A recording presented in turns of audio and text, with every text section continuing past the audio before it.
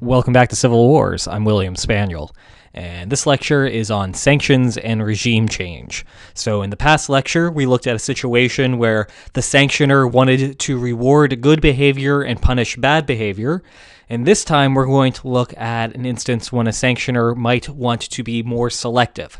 So specifically, think about situations where you would only want to sanction when it will be effective. In particular, you will only want to sanction when you will be able to effectively overturn leadership.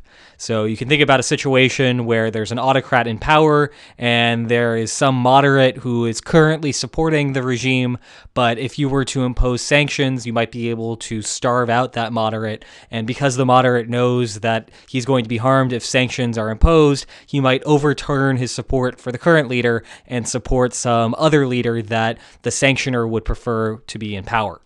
So what happens in this sort of situation? Are sanctions actually going to be effective in observation if you're trying to overturn leadership? Well, the answer is no, and the reason is for actually a thing that we've seen before, the risk-return trade-off. So think back to that lecture on the risk-return trade-off when we were talking about wars. When you were making an offer, think about this. Do you fight wars against strong opponents or weak opponents?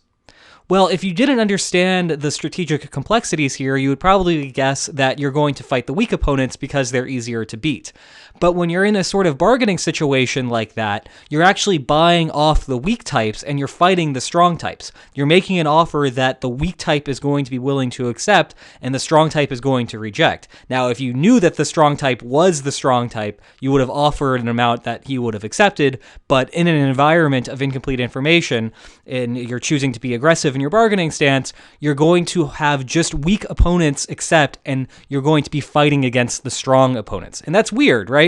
You're actually inducing a situation where you're fighting stronger types, but you're actually benefiting from this because you're gaining all of that leverage from bargaining against the weak side. Well, if you're in that situation, you might have this awkward scenario where war seems to be ineffective because on average, you're fighting wars against stronger types. So if you look at the cases of wars that are actually observed, you're fighting the stronger types, you're settling with the weaker types. So on average, war is less effective than it seems to be. But that doesn't mean that war is ineffective in general, because the threat of war is getting you a better outcome on average because you're able to extract more out of those weak types. So it's wrong to think that war is going to be really bad for you overall because you're only looking at the situations where you're fighting the strong types. The only observations of war are wars against stronger types in that instance. Well, we can think about the same sort of risk-return trade-off in the realm of sanctions. So imagine instead of thinking about a war and fighting, we're thinking about sanctions and we're thinking about sanctioning a country where we are trying to overturn leadership. Now, the guy who's in charge of a country is going to know his stance and how much he's consolidated power a lot better than a foreign power would be. So a leader knows much better how secure he is in power than a foreign government is. So you can think about this as a situation where the foreign government who's thinking about leveraging sanctions is unsure of whether a leader is in a fragile position or not, whereas the leader has a much better idea whether he's fragile or not. So instead of fighting a war, we're threatening sanctions. We're saying, you know what? Either do this policy that we like or we're going to sanction you. If that's the case, do you expect to see sanctions against the most secure or least secure leaders? Well, for the same reason as before, this same risk-return trade-off, you're actually going to be seeing sanctions imposed on the most secure leaders. And the reason for this is because less secure leaders are more willing to accept your demands. So when you get to that stage where you say, look, we want this, and if you don't give us this, we're going to sanction you. If you're a weak leader, if you're not a secure leader, you're going to give in to those demands. Whereas if you're a strong leader, you might be like, well, all right, I don't exactly want it to be sanctioned, but I don't want to give in to these demands either. So I'm going to reject, I'm going to accept sanctions, but that's okay because I'm secure and it won't really affect me that much.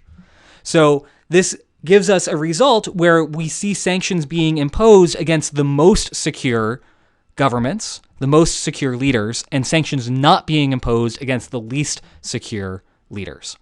So what does that mean overall? Well, if we take this to empirics, so this is just theory. We talked about theory in the last lecture. We've talked about theory so far in this lecture. When we actually look at the empirics of what happens when you sanction a country, we actually see that sanctions are in fact correlated with bad outcomes. This is something that I actually mentioned a few lectures ago. But if you look at the places where sanctions are actually imposed, leaders are more likely to survive in those instances than in situations where where sanctions are not imposed.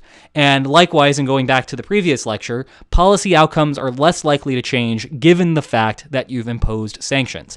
And that's not, again, a reflection that sanctions are not an effective policy tool, but rather there's this selection problem where the weaker types, the guys that are easier to sanction and sanctions will be more effective against, are accepting your demands up front and not getting themselves in a situation where sanctions are being imposed. Whereas these stronger types, these more robust types who are less willing to give in and have less reason to give in, are more likely to say, all right, fine, I accept those sanctions, do what you have to do. I don't care, I'm stronger, I can suffer the consequences.